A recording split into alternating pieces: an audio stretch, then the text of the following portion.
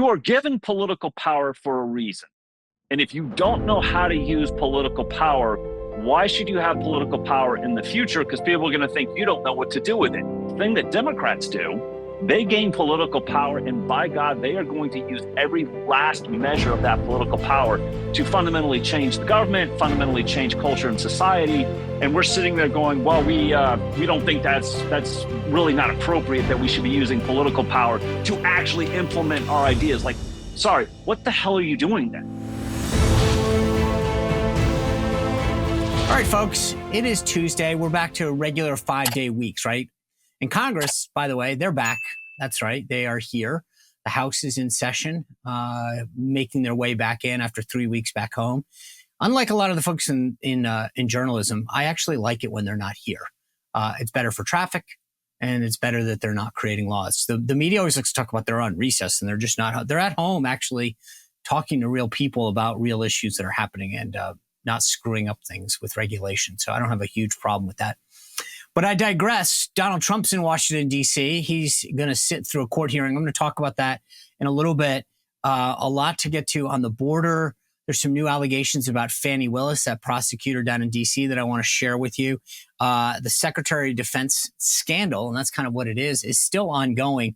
More outrage is the Secretary of Defense is still in the hospital. Now at least we know where he is. We still don't know why, though. Don't you think that's odd? But the Biden White House came all out in full-throated defense of Lloyd Austin, the secretary, full confidence, da-da-da-da-da. And it's like, aren't you concerned about the national security implications of this? It's just weird that they don't even act concerned. And maybe that's because they don't want to show cracks in the armor, but they also don't want to highlight the fact that Biden's not in control. I mean, the idea that the president of the United States didn't know, yeah, that's kind of a big deal. All right. Ned Ryun is the CEO of American Majority. It's a conservative organization that trains candidates and activists. He has been an advisor to members of Congress. He has been a huge activist. His father was a Republican congressman. He's advised Donald Trump. He is constantly out there giving his opinion and pushing forward conservative ideas. I want to talk to him a little bit about what's going on in not just the border, but why we are not more effective at actually communicating what's at stake. Because this should be this is a no-brainer. This is a slam dunk in politics. There's so many threats that we face. People just coming into this country. We've talked about why. This is a ploy by the Democrats for future voters. It's simple. It's so blatantly obvious. Not to mention the fentanyl, the terrorists that are coming in, and yet we are struggling to communicate this to get the American people on our side. This is a no-brainer. This isn't a bunch of just people who are fleeing oppression. Yes, there are some of those, don't get me wrong. But the media is trying to make all of it and downplaying the threats that we face.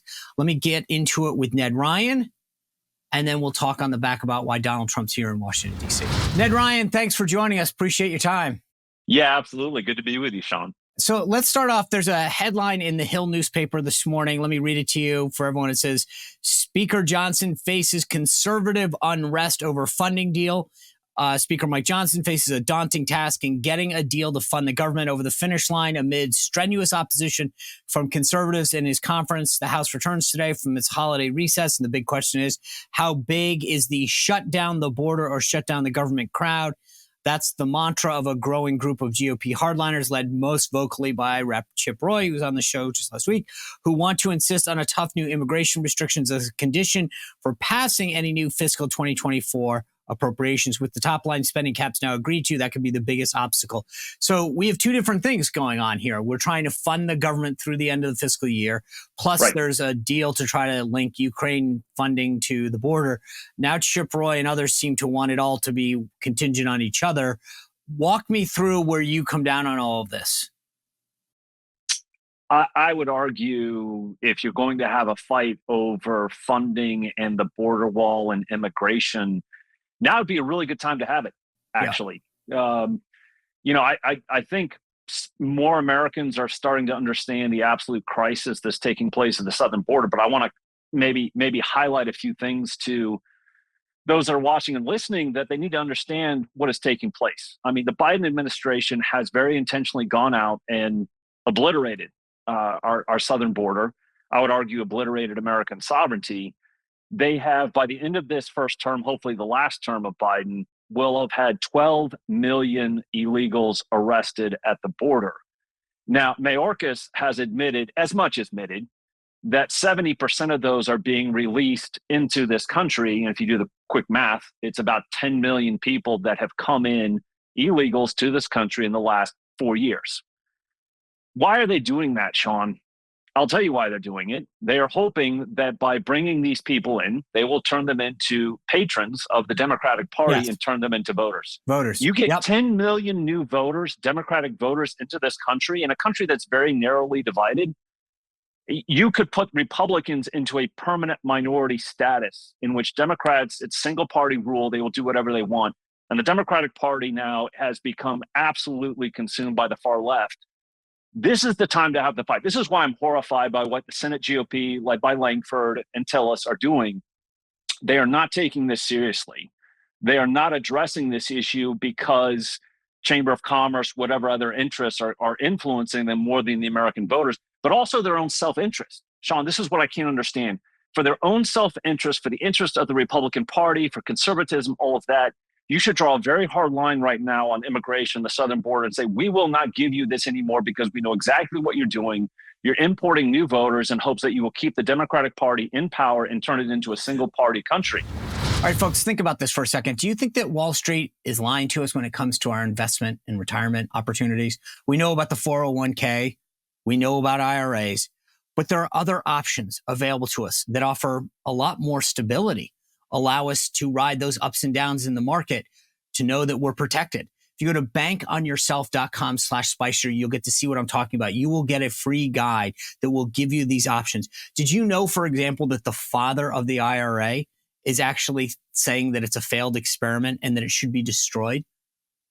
That's interesting, isn't it? You can have tax-free retirement that you'll know what your tax rate will be in the future. You will be in control. You could take out money at any time and not without penalty, which you can't with an IRA or a 401k.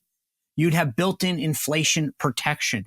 Your money is guaranteed to grow by a larger dollar amount every single year, both in terms of the good years and in the bad years. So if you want guaranteed, predictable annual growth in your retirement account, then go to bankonyourself.com/Spicer and you will get a free report with proven retirement alternatives that banks and Wall Street don't want you to know and that they desperately hope that you never hear about. So go to bankonyourself.com/Spicer for your free report. That's bankonyourself.com/Spicer. One of the things that I've always, I see you and I are simpatico on this. This, to me, anybody that disagrees with this, I keep saying to folks, it's not that hard. If you actually want to discourage people, number one, you don't promise them jobs and benefits here. That's number one. Number two, I mean, you have to basically turn off the magnet of why they're coming. But secondly, as I've said to folks, tell me if you're going to say that I'm wrong and you and I are in agreement in the goal here, then tell me why else you'd allow this to happen. Because if you're a Democrat, you should care about women and children being trafficked. You should care about fentanyl. You should care about terrorism. If you don't have this as a further goal, here's my thing. I think we call their bluff more than just what you're saying and say, here's the deal. How about we agree that anybody that comes into the country and we pick a date, a year ago, or whatever, and say, just so we're clear, anybody that entered the country after will never be eligible for citizenship or the ability to vote. Full stop. And that will call their bluff because we know, you and I both know that they're going to object to that because, well, wait a second, that's not fair because that's their goal. That's their goal. It's about political power. I mean, so a couple other things to unpackage on this and why people should be concerned too. It's a national security issue. Yes. Oh, yeah. I mean, we literally have no idea who's actually coming through our southern border, yet we know that there are people on the terrorist watch list. I mean, Chinese nationals. There's a whole host of people that are coming through our southern border that we really don't have a grasp on who they are, where they're going, what their intents are for this country. So national security. The other thing that's really has been something I've been thinking and writing about for the last 5 years, we are entering an era of automation. I think probably some of us watched McDonald's now go into full automation with their self-help kiosks. We are importing, to the tune of millions, low skill or unskilled laborers into this country in an era of automation. And Sean, the question I have had for the last 5 years, what happens as we move into automation with these low skill, unskilled workers? They either are massively deported, which I have to tell you I'm becoming a bigger proponent of, or we have to throw them onto our social welfare programs that are already imploding under the weight of everything. And the only way you keep those afloat, and I think we're already paying draconian taxes, you have to raise the tax burden on everybody else to fund those coming in. And then you make those people by the way, of the social welfare system even more patrons of exactly. the state. I was going to say, and then those people are dependent on the Democratic Party. They will ensure that they vote for him. I mean, this is all but it's very ugly. You've got the mayor of Denver out there, Mayor Johnston, saying that he's got all of these people, business owners, et cetera, that are clamoring for this work. And I'm thinking to myself, really? Like, if it's that bad, then you've got to be at full employment in the Denver area. No one can be looking for a job. I mean, it just doesn't jive with the reality of what's happening. No. I mean, you and I are in agreement on this is a pure political power play by Democrats to bring in, import new voters, new patrons to the Democratic Party in hopes that they will have permanent political power and keep Republicans in a minority status. This is why it's just mind-blowing to me how obvious it is. And Republican senators, and sadly some in the House, don't seem to understand the basic principle of what is taking place. But I would hope that self-preservation kicks in sooner rather than later. So you've been involved in campaigns. You head up an organization that trains people. And I will say this by default. I always believe that, frankly, a lot of things come back to messaging, to selling people, to getting them on board on what you're doing. And you and I keep talking about this, and it's almost like it's obvious to us what's happening. And yet, to your point, I look at these other people and they're arguing they're negotiating in good faith as if this is a real negotiation between one side and the other versus us realizing that they're trying to just snowball us by letting these people in the country. And as a side note, I've said this before on the program over and over again, this is such a sleight of hand what's happening. We're arguing right now about the southern border. The Democrats are talking about more money. Right, as if they're not changing policy. They're saying we want more money to get more people down to the border so that we can process more of them in, not to stop it for security. And we're falling for this. Like, yes, we'll take more money. In fact, I was playing the clip yesterday of Margaret Brennan going back and forth with Speaker Mike Johnson, and she was like, so you don't want more money? And he's like, no, it's a policy thing. And she's like, but they say they need more money, and it's like, they're missing the point. It's not just the money, it's what it's for. I want money for my house, not because I want to let people into it, because I want to harden it. I want to make it more secure. I think though, here's what this is a very long-winded way of getting back to this. I believe that what we're missing is a cohesive message that just says to the American people, and I would start to flash up people on the terrorist watch list and saying, folks, we are under invasion right now. These are the people that are coming in. These are the drugs that are coming in. Either you're with us or you're with them, full stop. And I guarantee you that would win over all of suburbia who are concerned about whether it's the fentanyl and the drugs coming in or the terrorist threat. But we're having a discussion. And I don't think if you walk down the street, if you're not in tune with what you and I are talking about, people who watch the show get it, but for the average American, you walk down the street and you say, do we have a problem at the border? And they say, yeah, a lot of people are coming in. They're not looking at it from a security standpoint. Yeah, no, I think this is a 30-second ad. You can do a 30-second ad to highlight to the American people the national security threat. Do you really want these people in our cities, basically sleeper cells? I mean, I'm throwing out, I think that's a real possibility of some of the people who have come through the southern border who are in this country. We don't know what their intent is. It's not good for this country, but when are they going to go into action? And the fentanyl crisis. I mean, you hear stories every day of which, kids took something that they thought was something else. It's laced with fentanyl. They're dead. At some point, you put together a 30-second ad and say, forget all this other stuff, which is horrifying as it is, and it's a massive issue. Let's talk about national security. Let's talk about the drug issue. Let's talk about the narco-terrorist drug cartels who are actually in control of our southern border. And what does that mean for us in the future? Let's do that in a 30-second ad. Just hammer, hammer, hammer on it. All right, guys, most of us know what it's like to be without power, sometimes for an hour, maybe a day, couple days after a natural disaster, a hurricane, a windstorm, whatever. But now national security experts are warning that our power grid is more vulnerable than ever. And they've identified 9 key substations, which if attacked, they're saying we could lose power for months. That's why having your own solar power is more important than ever. So I recommend the Patriot Power Generator, which is a solar generator that you don't have to install in your house. It's portable. You can take it with you. You can use it inside your house. And it's powerful enough that if power goes out, we're talking your phones, your tablets, your computers, medical devices, even your refrigerator gets power. So if you go to 4patriots.com and use code SPICER, you get 10% off your first purchase. It's 4patriots.com, includes that Patriot Power Generator. You'll get that guarantee for a year, free shipping if it's over $97, and a portion of every sale is donated to charities that support veterans, right? That's great. So go to 4patriots.com, use code SPICER, 4patriots.com. You do not want to be without power in case something happens.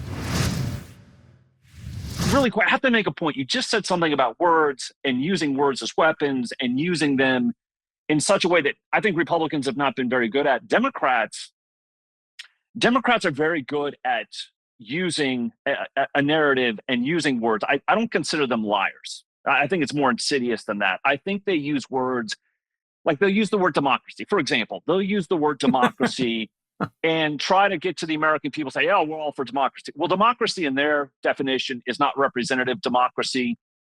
Representative democracy to them is tired, old. It is whatever system of government gives us more power, single party rule. And I think what they're doing right now in these debates on the border and other things is they are manipulating and deceiving the American people in hopes that the American people won't truly understand what is going on, and they're propped up by the corporate propagandists. And that's why it's incumbent upon Republicans and conservatives to really start hammering in a very concise 30-second soundbite clip to the American people, cut through the crap and say, here's what they actually mean when they use these words, democracy, or I'm trying to remember what the word Mayorkas used when he was trying to explain to Brett Baier that, yeah, we might have 70% of these people being, a challenge.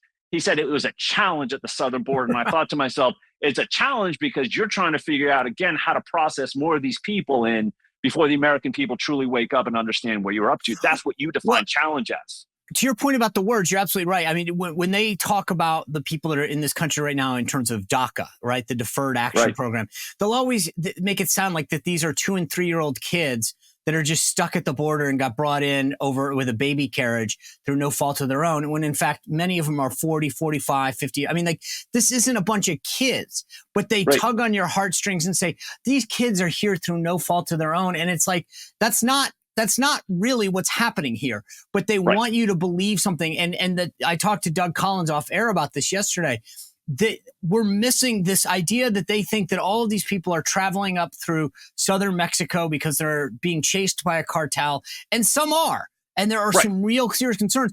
But there are people from India, Chinese nationals, Russians who speak Spanish. This is a national security issue. And yet the Democrats want it to sound like these are people who just want to come here and pick the tomatoes and the strawberries. And you know, to your point, Hamas, on the one hand, is literally sitting there saying death to Israel, death to America. And we don't know who's coming in through the southern border when you have a group of people who are openly talking about posing a threat to our country. I think we're missing the boat. And I just don't get why this, to me, is like, I always tell people, Ned, like, I don't know did you ever see Austin Powers? Yeah. Okay. So you remember the scene, Austin Powers, or Dr. Evil's trying to kill Austin Powers, and he keeps doing things to him, like throwing him in a shark tank. And Scott Evil says, why don't we just kill him? He's right here. And the problem is right in front of your face. And then you're like, let's go do something completely stupid. I can't understand why this isn't so much of a universal principle, not just among Republicans, but everybody. We face a national security threat. We face a drug threat. And yet we're debating funding levels as if this is not a problem. Part of it is I think they've allowed influences like Chamber of Commerce. Let's face it. I think part of the problem, not part of the problem, I think a lot of the problem with the southern border and not being able to address it and fix it, unholy alliance between Chamber of Commerce type Republicans who want cheap labor and Democrats who want political power. It's a deal with the devil. At the end, political power is going to beat out cheap labor and they're going to get whatever they want. Democrats are, if you continue with this unholy alliance. But I think we outthink ourselves. Sometimes you just have to state the obvious. Right. You actually have to state something that seems so simple that you think, well, I don't sound intelligent saying it. No, just state the obvious. And I think Republicans outthink themselves. They think they have to do all this and just state the obvious. Like we've said, national security, drug issue. Do you really want this future for your children and your grandchildren? Do you want this future right now? Because I think we're going to be staring some things in the face in the very, very short term. And I think a lot of the American people are going to go, no, that's insane. Why would we ever do that? And Republicans are missing an opportunity, and they better figure it out, because you know that there's going to be a lot of different messages Democrats are going to throw out as we get into the summer, into the fall of this year. They better start hammering on this right now, and they better not sell us out on this immigration issue in the Senate and the House. And I think Chip Roy and these guys are absolutely right. This is the place where you draw the line and say, we're going to fix this. We have to at least fight this, because if we don't, we've got massive problems in the very short term. All right, folks, if you've been part of the show for a long time, you know about my friend Leo Grillo from Delta Rescue. If you go to deltarescue.org, you can see the great work that they do as the world's largest no-kill sanctuary. That's right, no-kill sanctuary, not a shelter, a sanctuary for all sorts of abandoned cats, dogs, and other animals. Leo Grillo has made it his life mission to do that. And the thing about Leo is that this was a mission that he started a long time ago when he rescued a Doberman named the Doberman Delta. Delta stands for dedication and everlasting love to animals. And that's exactly what they've done at Delta Rescue. If you go to deltarescue.org, you can see all the videos of the great work that they're doing. But more importantly, they rely entirely on contributions like me and you. Right? So when we give them $5 or $100 or whatever, that's how they support. But Leo wants to make this an enduring mission. If you go to deltarescue.org, you can download their estate planning guide and help make Delta Rescue a part of your enduring mission as well. Go to deltarescue.org, click on that estate planning guide and see if you can join others in making Delta Rescue an enduring mission for years to come. Yeah, and again, I think the point that needs to get made is that they need to fight for policy, not just funding. Getting money to process more people in is not the answer. It's about, they're fighting over one of the issues is called parole, allowing the president of the United States to unilaterally declare certain groups of people to come into the country. They want more oversight over that. But this, to me, if we don't do this, I think we lose the country. It's a national security threat.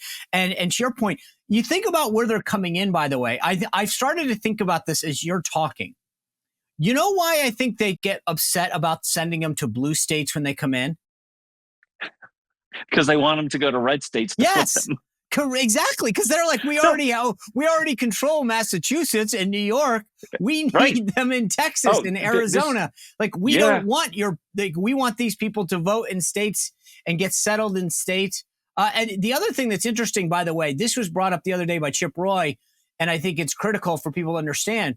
When we do the census, those people count. They don't have, you don't have to be citizens. So this is all, again, part of what you're saying, power. This is power. You and I have done politics for a very, very long time. This is not rocket science. This is politics 101. If you want to flip a state, you figure out how you either register new voters, import new voters to flip a state. Right. If you're a Democrat leftist and you're thinking this through, like if you get 10 million, again, going back to that figure, if 12 million have come in the last 4 years, 10 million have been released, how do I farm out 10 million new potential Democratic voters?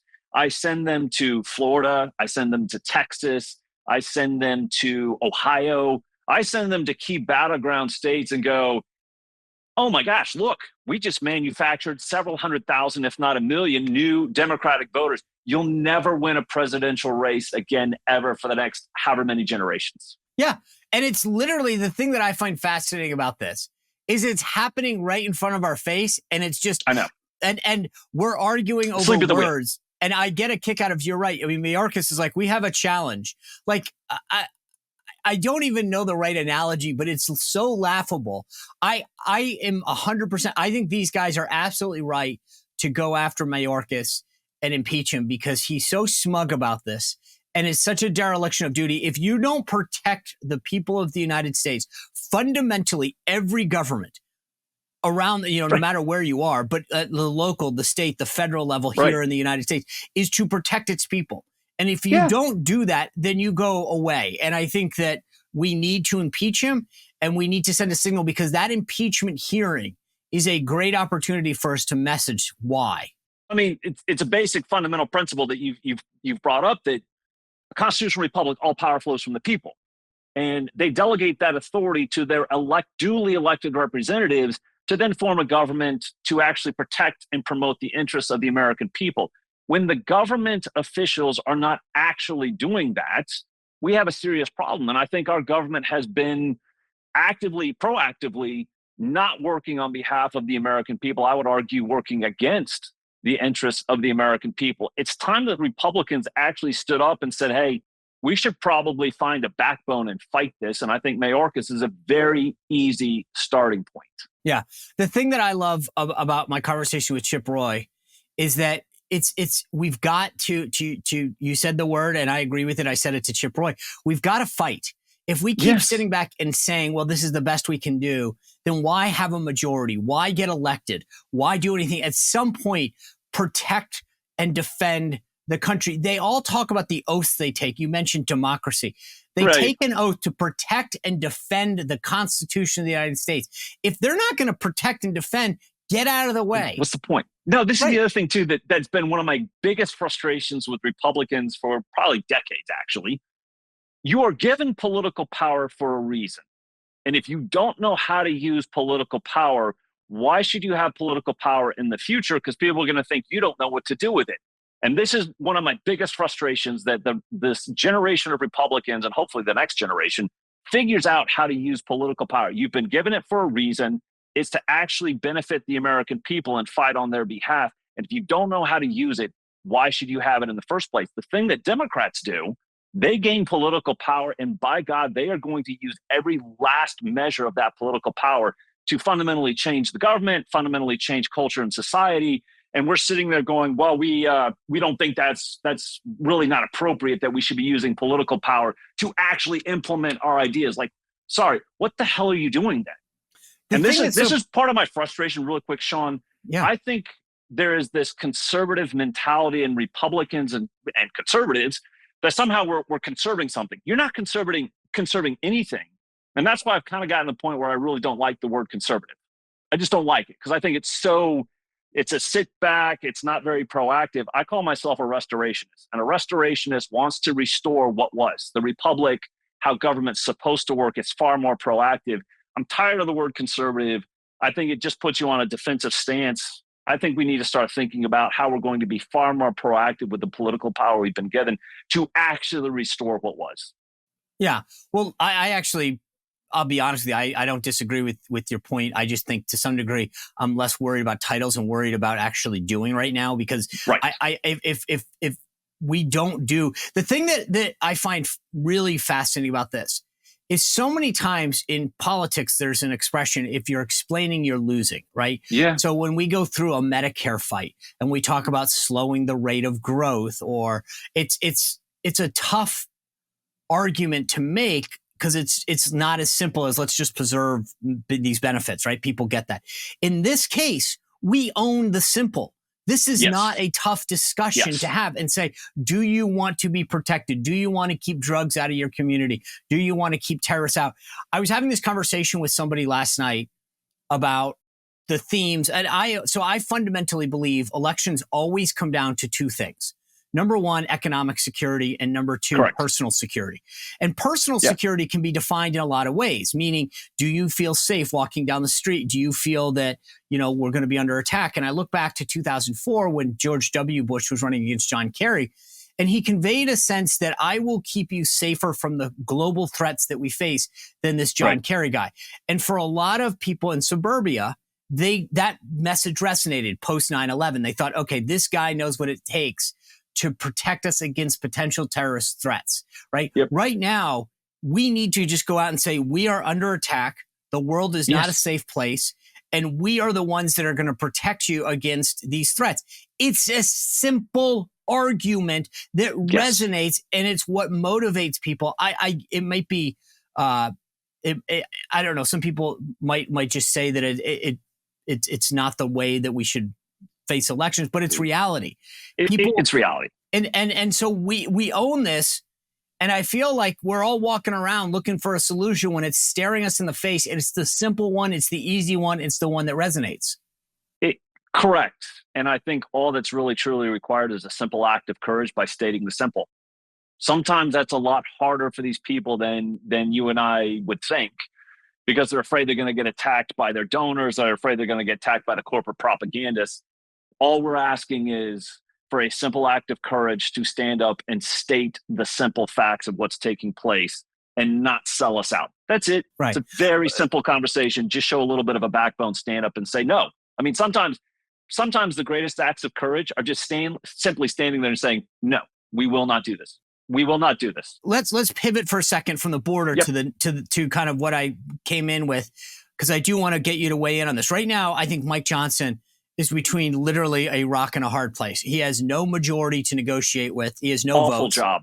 Right. And I get it. He's trying. I will give him that. I don't know where he goes from this, because he's trying to get the government funded for the end of the year. And so like save our discussion on policy for the border, because I agree with that. We're in the same place. Right. But there's also a bigger fight that is tangential to this, which is, are we going to keep spending the way that we're spending? We passed $34 trillion in debt. Right. I think it's way too much. I don't know. As a guy who's been around a lot, I will tell you, I'm not envious of the spot that Mike Johnson's in as a conservative, to use that word that I'll still buy into for now, that he has many options. I don't know. I mean, I think you literally cut the best deal you can as quick as you can, because Democrats want to spend more in any lifeline that you throw them.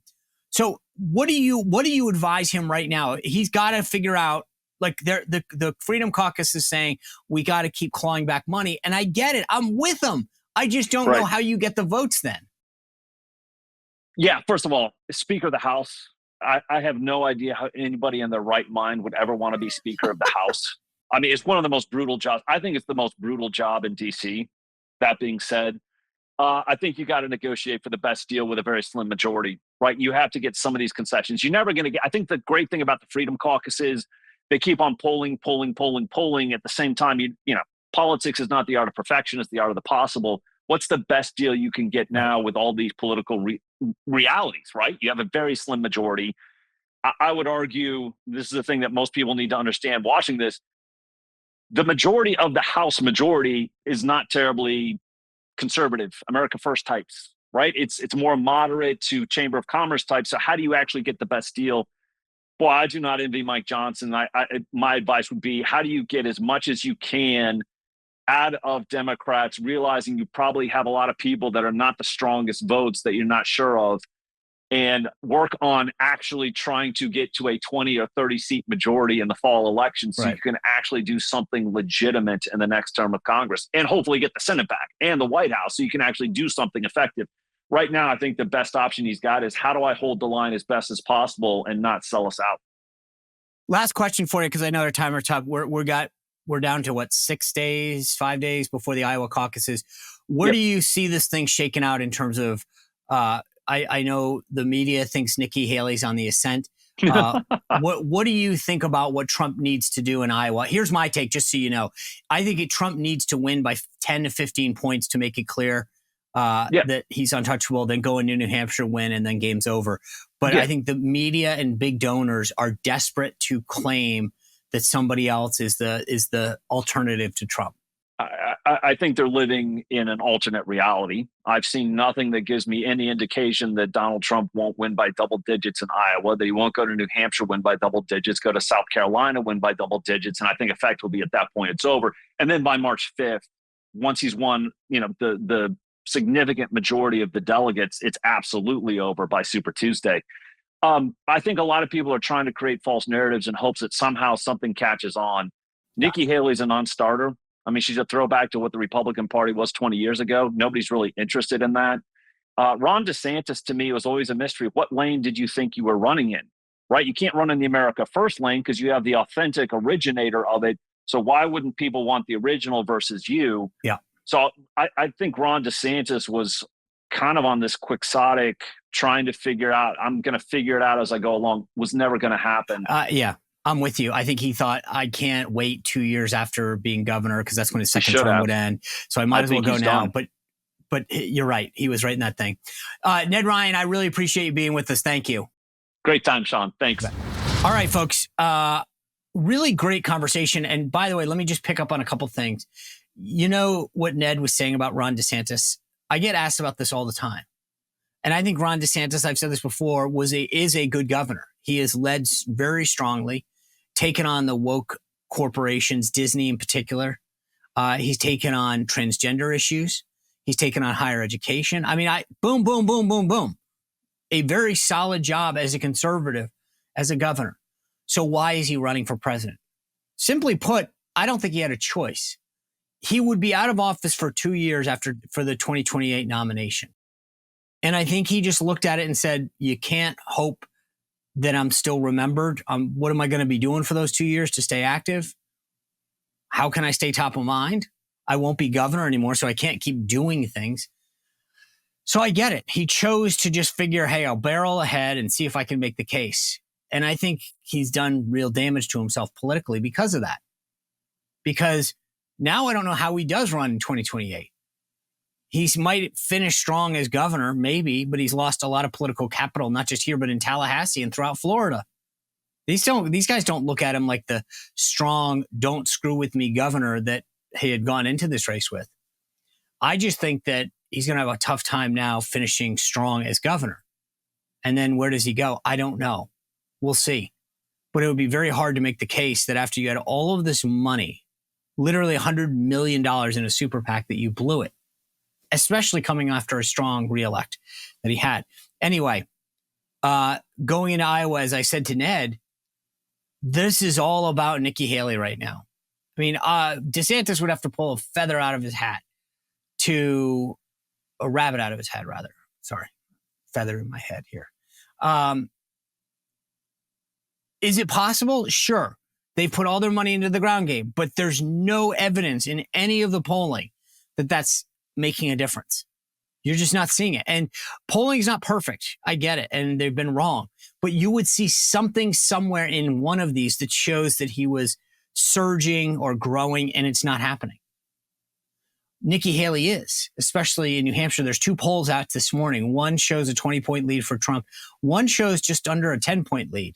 Now, people are immediately dismissing this as an outlier. Remember, the thing in New Hampshire is independents can vote. So the universe matters. Who are you asking? Some of these polls have way too many independents that are part of their universe. That's going to skew everything. But just remember that this is going to be interesting because Democrats don't really have a race. We know that. Joe Biden's not there. They've moved the New Hampshire primary away. By the way, total side note, really interesting thing. The Democrats have been telling people New Hampshire's a waste, their people.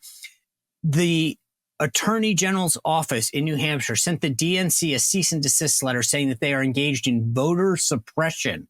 Voter suppression. Of course, you didn't hear a lot about it on the news because that goes against the narrative.